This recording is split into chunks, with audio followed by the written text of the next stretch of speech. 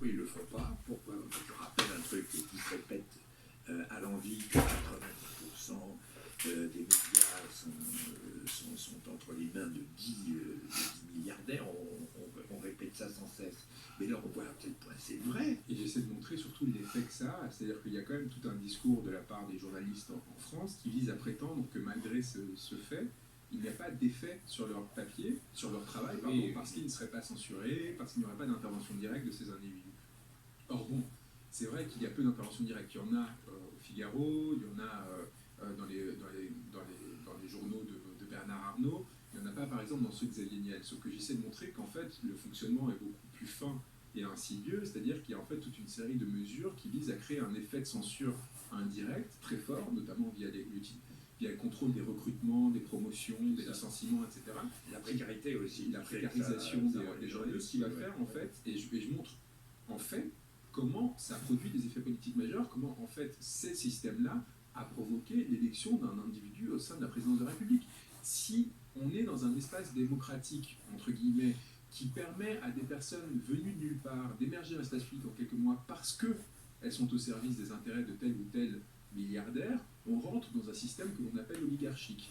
Une oligarchie, c'est quand il y a des personnes dont la fortune dépend en partie ou totalement de la commande de l'État, ou en tout cas des liens avec l'État, qui décident d'investir dans des médias pour avoir une influence sur l'État, pour constituer ou maintenir ou accroître leur fortune par ce biais-là. C'est exactement ce qui est devenu en France notre régime politique, et c'est pour ça aujourd'hui que les Xavier Niel, Bernard Arnault, Pinault, Lagardère, etc. investissent dans les médias, parce qu'ils ont besoin de ces relais pour influencer le politique, pour que ce politique leur rende service en retour. Et ça s'est mis en place de façon très spécifique, parce que jusqu'ici, le clivage droite-gauche faisait qu'il y avait une forme de respiration démocratique, parce qu'on était certes dans un système oligarchique, mais dans lequel il y avait des clans.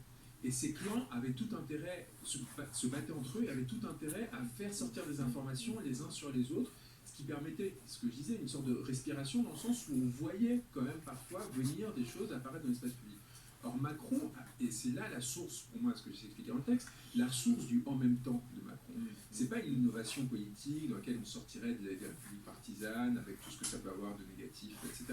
C'est au contraire la condensation des différentes élites et des différents réseaux d'élites parisiennes qui vont en fait être unifiés et qui vont faire qu'on va complètement étouffer l'espace démocratique, parce que plus personne ne va avoir d'intérêt à tirer dans les pattes de l'autre, parce que tout le monde va être servi. En fait, la réussite de M. Macron, c'est celle justement de réussir à se faire interconnecter des réseaux qui jusqu'alors étaient opposés. Et là, dans cette coagulation de l'élite française, eh bien, il obtient une sorte de fulgurance comme ça médiatique, qui va expliquer notamment les 29 unes qu'il obtient de Paris Match et quelques autres en moins d'un an. Tout ça, ça a l'air complotiste quand je raconte comme ça, mais si vous lisez, vous allez voir comment en détail, en fait, ça s'est passé comme ça, et même parfois de façon inconsciente pour une partie des acteurs qui ne se rendaient même pas compte qu'ils participaient à ce jeu. Entre 2016 et 2017, il va y avoir une fabrique à célébrité, à notoriété qui va se mettre en place par le biais de Mimi Marchand. Alors voilà, ça c'est le bouquin de Mimi Marchand, qui s'appelle Mimi, qui est sur cette femme, Mimi Marchand, écrit par 3 journalistes, et on découvre ce personnage.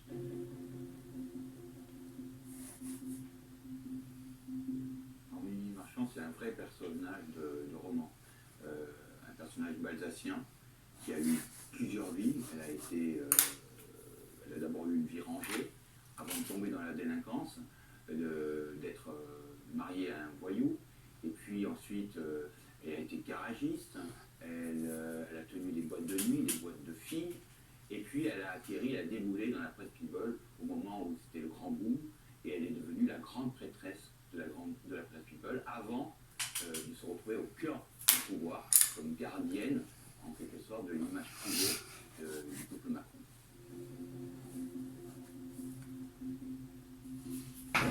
Et en printemps 2016, le couple Macron n'est pas connu du grand public, il souffre d'un déficit de notoriété.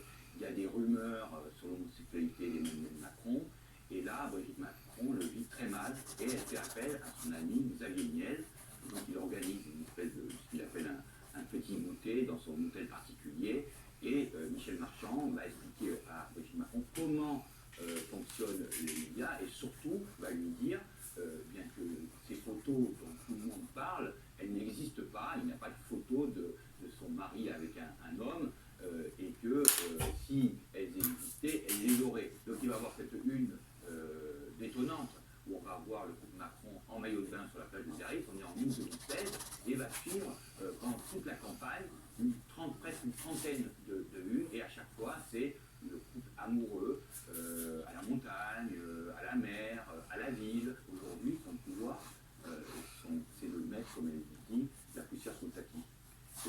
qu'en fait, aujourd'hui, son vrai pouvoir, c'est de retenir une information. C'est-à-dire qu'elle est au courant, elle dit 15 jours avant les autres, d'une information, et cette information peut fuiter. Et donc, elle va prévenir les intéressés et elle va leur proposer ses services. Et ses services, c'est quoi? C'est des photos ni volées, ni posées, qui ressemblent à des paparazzi, mais qui n'en sont pas. Elle a aujourd'hui le pouvoir de retenir une information, d'empêcher une diffusion trop large d'une photo, et même parfois d'arrêter des enquêtes.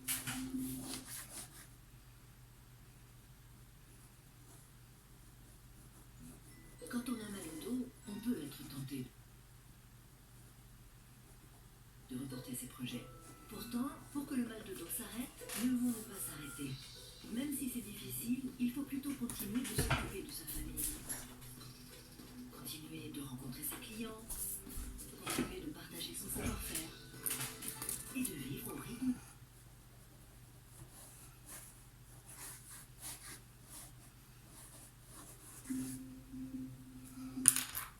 En fait, Mimi Marchand, c'est l'intermédiaire, c'est pas la source. Évidemment, c'est pas cette personne qui a été condamnée pour trafic de drogue, qu'on a chopé avec une camionnette avec 500 kg de hashish, et qu'on retrouve en train de faire lever de la victoire au bureau d'Élysée suite à l'élection de Emmanuel Macron. Elle a eu des histoires pour pornographie. C'est ça, en fait, mais qui présente Mimi Marchand et Emmanuel Macron, c'est Xavier Niel. Ouais. C'est-à-dire qu'en fait, Xavier Niel va financer Mimi Marchand, qui sert d'intermédiaire aux puissants pour faire monter ou descendre les personnes qu'il faut appuyer.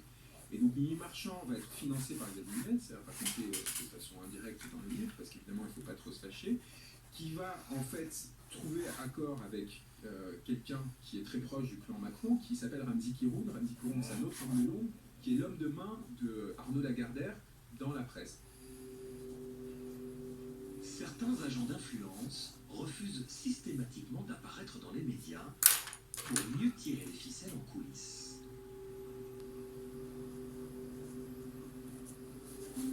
L'un des plus influents, c'est Ramzi Kiroun.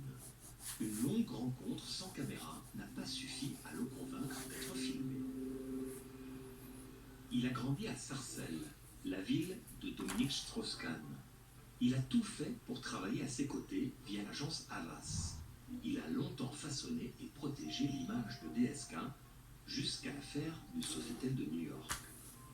À présent, il travaille pour l'un des plus puissants patrons français, Arnaud Lagardère. Ramzi Kiroun s'occupe de toute la stratégie de communication. Donc ça, c'est la deuxième étape. La première, c'est la cooptation, qui est difficile à mettre en œuvre. La deuxième étape, c'est maintenant, il faut vendre le produit. Une fois qu'on a chopé, il faut le vendre. Donc on fait ça très rapidement, on impose avec les moyens de l'État aussi. On voit que Ismaël Emilian va utiliser, c'est là où il y a le scandale de Las Vegas, dont les gens ne comprennent pas vraiment ce que c'est. Depuis 300 000 €, on se dit que c'est pas grand-chose. Finalement, ce contrat qui est attribué en dehors des règles, en fait, ça fait partie de toute une série d'événements qui est organisée par le cabinet de Macron, qui compte à l'époque 6 conseillers en communication. Et on comprend maintenant pourquoi M. Macron a voulu réduire les cabinets ministériels. C'est parce qu'il a peur qu'on lui fasse le même coup qu'il a fait à Hollande. Bon bref, donc avec ces 6 conseillers en communication, on organise toute une série d'événements au ministère de l'économie pour essayer de se faire monter, donc en utilisant les moyens de l'État, pour essayer de se faire monter aussi pour faire du fundraising. Donc il invite tous les entrepreneurs de France et de Navarre, qu'il invite pour des événements officiels, qu'il invite dans la foulée à des levées de fonds, pour récupérer en quelques mois, avec 950 donateurs, 7 millions d'euros, ce qui lui permet d'avoir un plancher suffisant. Oui. Et ce qui est important, pardon, mais vous allez voir comment tout ça se met en cohérence. On dirait que je saute du coq à l'âne. Pourquoi est-ce que c'est important de le faire comme ça et pas de se faire financer directement par un oligarque? Parce que bon, on se dirait, Niel pourrait directement mettre, il a 7 milliards d'euros de fortune, il pourrait mettre directement les 7 millions d'euros. Pourquoi est-ce qu'il se complique la vie comme ça? Parce que ces gens-là savent qu'il est essentiel aujourd'hui de respecter formellement toutes les règles. Il ne faut absolument pas contourner, mais il ne faut absolument pas violer les règles sur le financement des campagnes. Or, le financement des campagnes dit qu'il faut que le maximum de dons par individu soit de 7 500 € à un personnage politique. Donc en fait, ils construisent cette alternative, alors qu'ils auraient pu